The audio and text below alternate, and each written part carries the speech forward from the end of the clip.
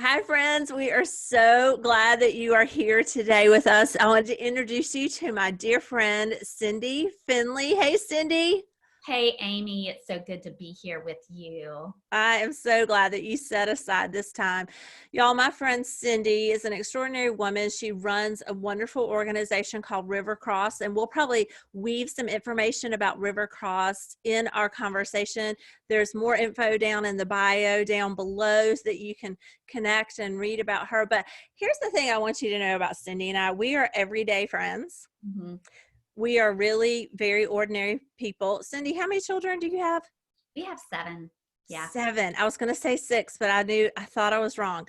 So 7 children. So Cindy and I, our normal thing is, yes, we do some speaking and some writing, and Cindy runs a nonprofit, but we really wash under other people's underwear a lot.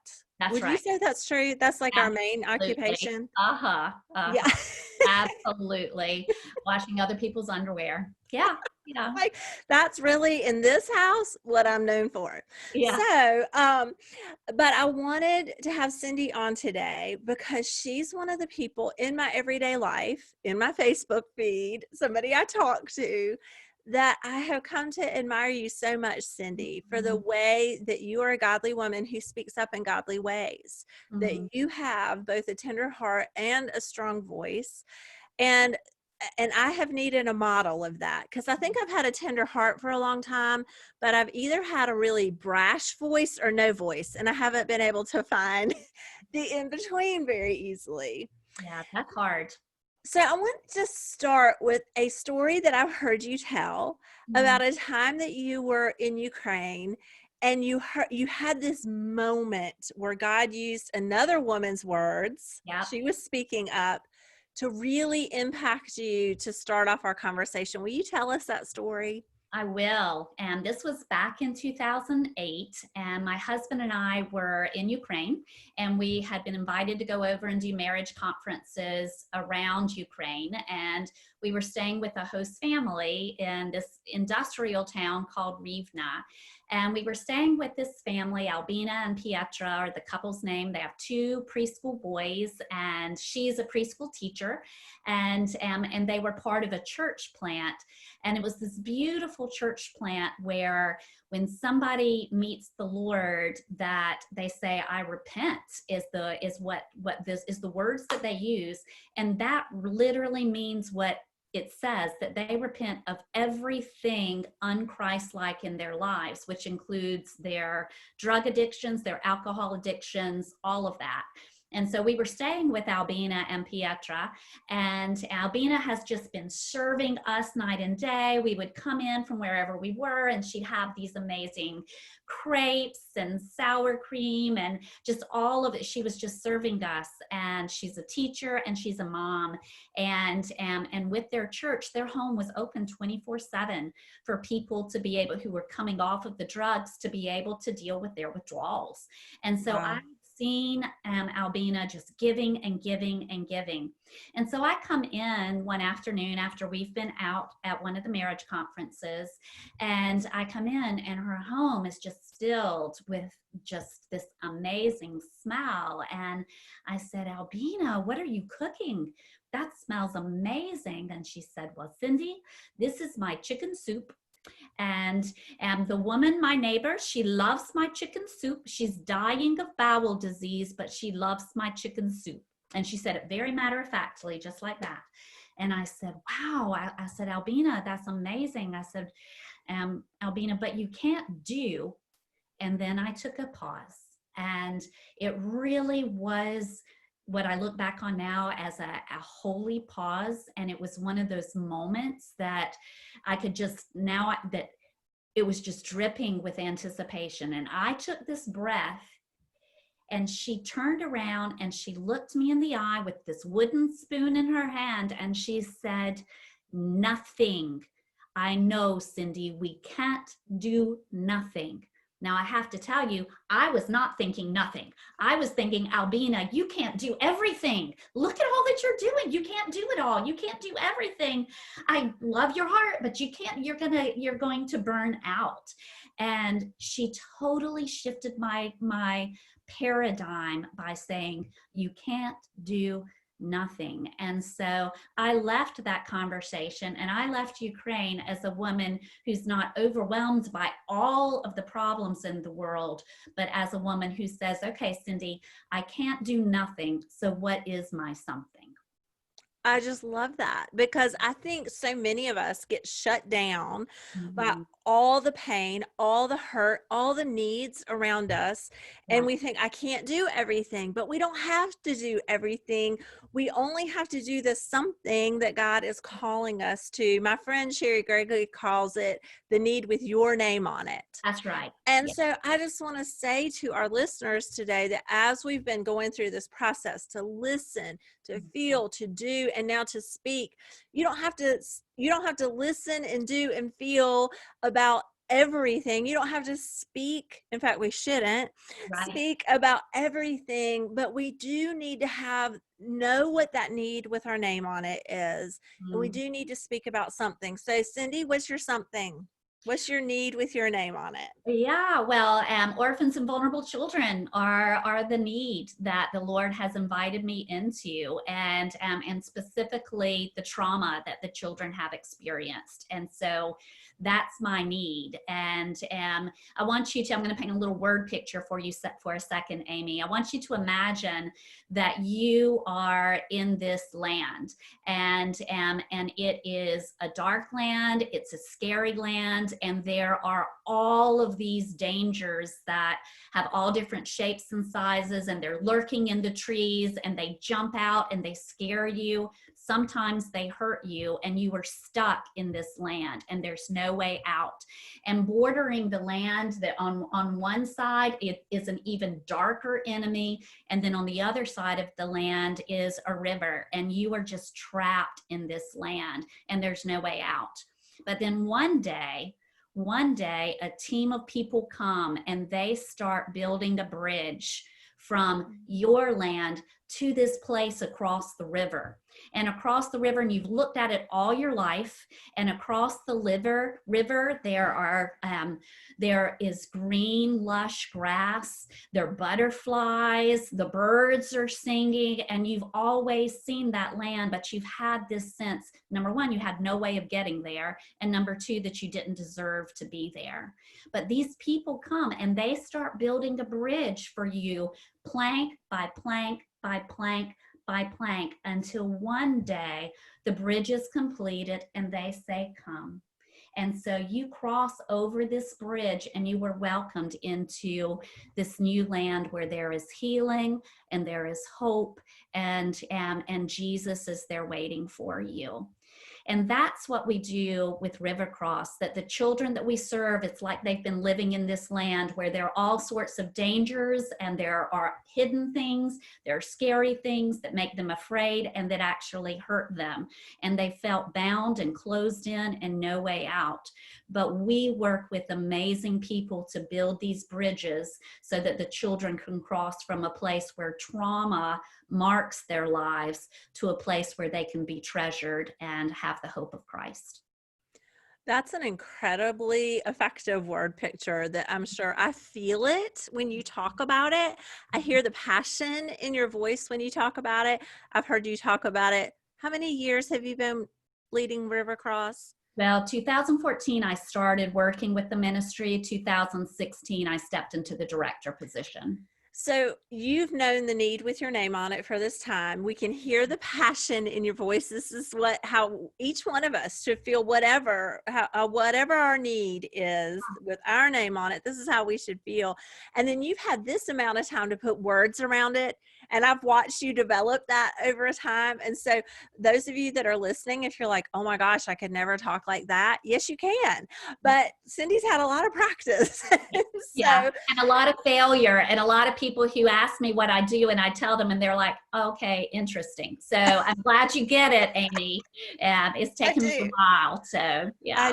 I do. So it's interesting because so many of these issues, really they're people, right? Yeah, But right. issues that we have, our hearts get attached to, people kind of come against them. So many of them are politicized, and then they become controversial. And so what are some, I mean, surely nobody's against helping orphans and traumatized children. Is that true? Yeah, well, the until we start attaching, if you say it in general, that's true. But if we start saying, well, we care for Muslim children, or we care for refugees, or and then there can be a little bit more politicizing that can go along with that. And one of our core beliefs is that Jesus treasures children, and so we treasure children, and we don't put those boundaries. A vulnerable child is a vulnerable child, and they're all created in the image of God. So there can be a little bit of politicization with that, but for the most part, people are like, yes, children need compassion, and can get right around that. So yeah. So when you encounter pushback, and it sounds like you don't encounter a lot, but I have seen you engage on some other topics online, is where I have watched you just deal with people with such grace. But so when you encounter pushback, whether you're talking about River Cross or another topic that you're passionate about, where do you usually engage with that pushback? What, for you personally, is it social media or in real life? Is it in your fundraising efforts? Like where Yeah, do yeah. you find that?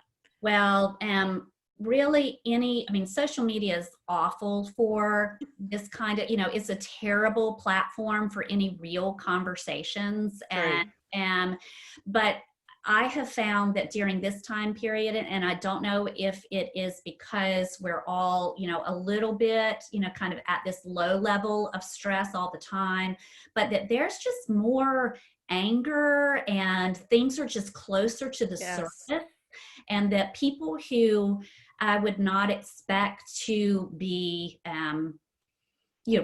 voicing things so rage feel, that kind of, that seems out of character. I'm seeing that. Mm-hmm. And quite frankly, if people start to argue with each other, my way of being is that I want to check out. I don't want to be, and I'm not saying this is a good thing. My flesh, that I am not in my flesh, I want to back out of it. I don't want to go forward Right. into it. And so I have to, when I'm in those situations, whether, and I don't, on social media, I just tell people to cool it, and they're off my Facebook feed, whatever. Well, okay, but I know you have some rules about that. We'll come back to that. Okay, Yeah. I do. Yeah. But if it's in a personal conversation, I have to steel myself up to stay in the conversation, and I do work to help people hear one another. A phrase that I like to use is, "Can we get to curious on this?" Oh, And that's excellent. yeah. And so if people are, whatever the issue is, and they are just sharing their opinions, and it seems like nobody's going anywhere, to be able to say, all right, so I am really curious how so and so and so and so got to hold this view. Even if it's directly opposite of mine, I can honor that person as an image bearer, as a human being, and say, I'm really curious how you develop this way of thinking about this topic, or whatever it is. And then that opens up a way that I'm able to honor them as a human. And I'm not saying I agree with them, but I'm just listening to them, and I can learn from them. And I can also walk in the humility that they probably have something to share that I need to learn from. And then if they have ears, and then I turn to the other person and say, so help me understand. I'd like to get to curious with you too. And so creating that honoring kind of a conversation, rather than an antagonistic kind of a conversation. That is so helpful. One of the realizations as I was writing today is that I've been teaching this very linear process, and my brain is very linear. This is, I think about things in one direction usually. And so Yeah, it's listen, feel, do, speak. And I right. started realizing but it's not linear. Like, yes, speak should be last, but Yeah. once we get to this place where we're speaking, we should be bouncing back and forth. And what you're saying is, instead of speaking in a situation where the tensions are getting high, you go back to listening. And I Yeah. love that picture. That's Mhm. powerful. Yeah. Yeah. Yeah. So let me ask you, okay, so in social media, tell us, because you posted recently about one of the racial Yeah. incidents and it Yeah. became quite heated. Yeah. Tell us what you do when things become heated there. Yeah.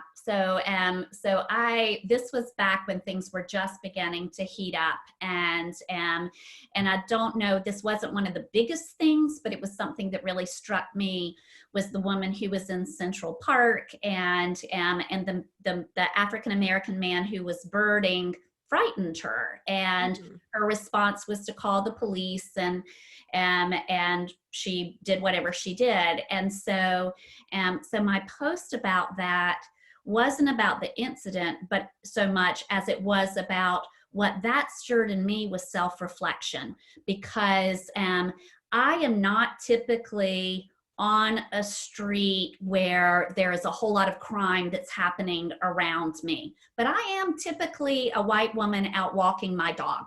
And so it caused me to ask myself, if I was walking my dog at sunrise or at dusk or and there was an African American man who appeared out of the bushes, what would that do in my heart? And that was my reflection, to be able to say, this has caused me to have to, and that was really the extent of it, to Uh-huh. sit with it myself and to really examine where there are still some resident racial tendencies Mhm. in my own heart. And because I've worked through a lot of that, but it made me say, I probably still have some things that I'm working through.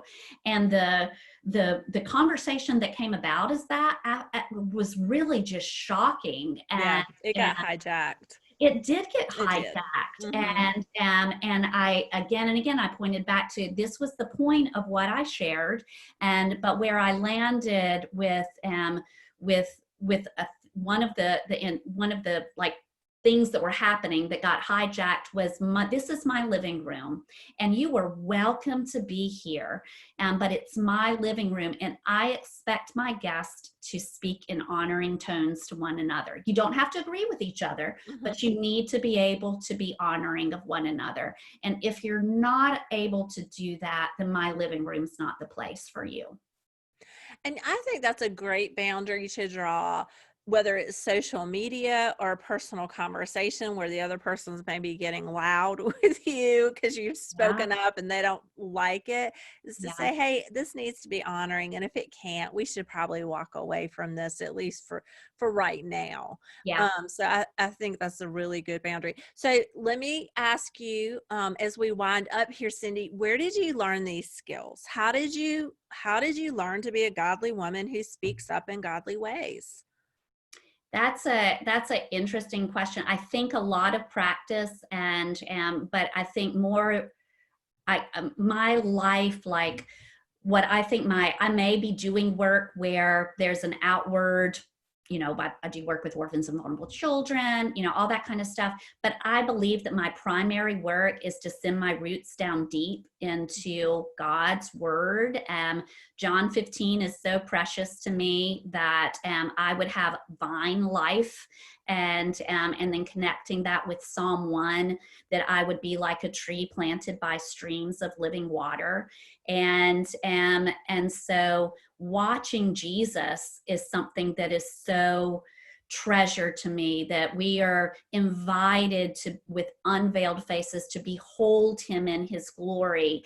And it's then that process, and this is 2 Corinthians 3:18, we're transformed into his image. And he was one who was bold to speak up against injustice. He knew when to speak, he knew when not to speak. And so any wisdom I have in being able to do that, I think it comes from looking at Jesus and just sitting at his feet and watching him. And the thing that I have found through the years that I need more than anything is is to sit in the Gospels, particularly the book of John. And I've done this, I'm not sure how many times, and just sit in the book of John and journal everything that I see Jesus doing, and just watching him. How does he speak? Who does he speak to? Who does he give his heart to? And just, as lovely as you are and as admirable as you are, Amy, I could look at you all day long and I'm not going to turn into you. But what Thank heavens. the world only needs one Amy Carroll. Yes, and, for sure. and she's a treasure and a gift to the world.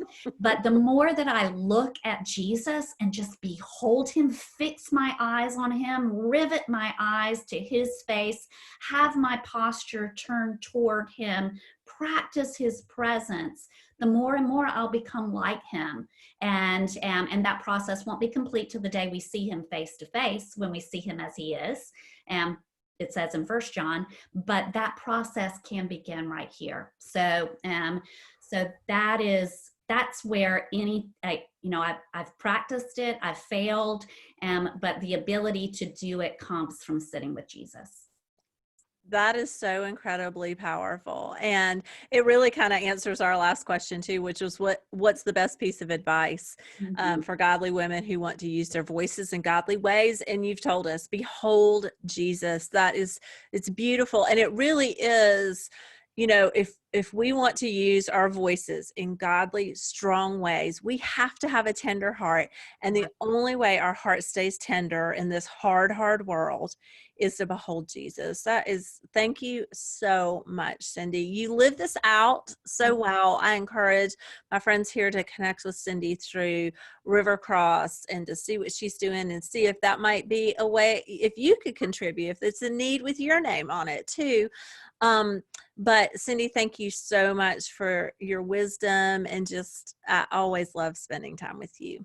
Well, it's mutual, Amy. Thanks for your time today. And I'm just so glad that I'm your friend and that we are co-laborers for Christ together. So, yeah. Me too.